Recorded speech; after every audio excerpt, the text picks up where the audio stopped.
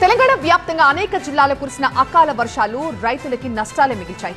చేతికొచ్చిన పంట నష్టపోయామని కొందరు, కొనుగోలు కేంద్రాలకు తీసుకొచ్చిన ధాన్యం ఈ వర్షాల కారణంగా దెబ్బతిందని ఇంకొందరు తీవ్ర ఆవేదన వ్యక్తం చేస్తున్నారు. ప్రభుత్వాలు తమని ఆదుకోవాలని కోరుతున్నారు. ఖమ్మం జిల్లా పాలేరు, మధిర నియోజకవర్గాల్లో అకాల వర్షాల వల్ల కొనుగోలు కేంద్రాలకు తీసుకొచ్చిన ధాన్యం తడిసిపోయింది. ఆరుగాలం కష్టపడి పండించిన పంట వర్షానికి తడవడంతో రైతులు కన్నీటి పర్యంతమయ్యారు. ప్రభుత్వం స్పందించి తడిచిన ధాన్యం కొనుగోలు చేయాలని కోరుతున్నారు. జగిత్యాల జిల్లా కోరుట్ల నియోజకవర్గంలోని పలు మండలాల్లో ఈదురుగాలులకు నష్టపోయిన పంటలను పరిశీలించారు ఎమ్మెల్యే కల్వకుంట్ల సంజయ్. పలువురు బాధితులకు ఆర్థిక సాయం అందించారు.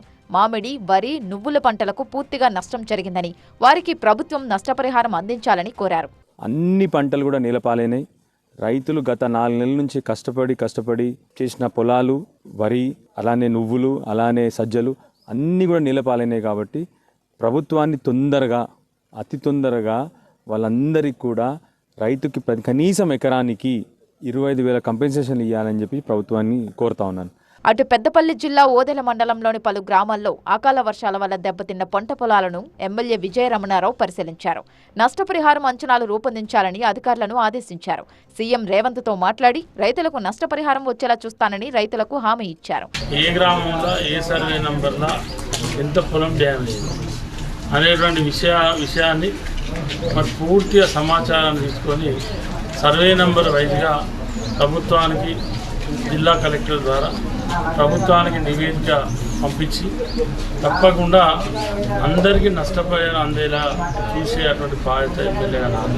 అకాల వర్షాలు ఉమ్మడి వరంగల్ జిల్లా రైతాంగానికి శాపంలా మారాయి. ములుగు జిల్లాలో మిర్చి, వరి పంటలకు ఊహించని విధంగా నష్టం వాటిల్లింది.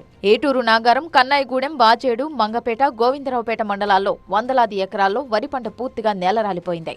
మహబూబాబాద్, జనగామ, భూపాలపల్లి, వరంగల్ జిల్లాలో వరి, మామిడి, మొక్కజొన్న పంటలు దెబ్బతిన్నాయి. సుమారు 6,100 ఎకరాలలో వరి పంట నేలరాలింది. 1,200 ఎకరాలలో మామిడి పంట దెబ్బతింది. మంత్రి సీతక్క, పలువురు ఎమ్మెల్యేలు దెబ్బతిన్న పంటలను పరిశీలించారు. రైతులను ఆదుకుంటామని హామీ ఇచ్చారు.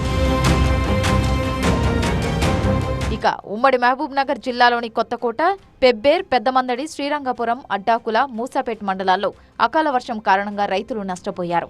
రైతులు కల్లాలలో రోడ్లపై ఆరబోసుకున్న వరి ధాన్యం తడిసి ముద్దైంది. దీంతో తమను ప్రభుత్వం ఆదుకోవాలని వారు డిమాండ్ చేస్తున్నారు.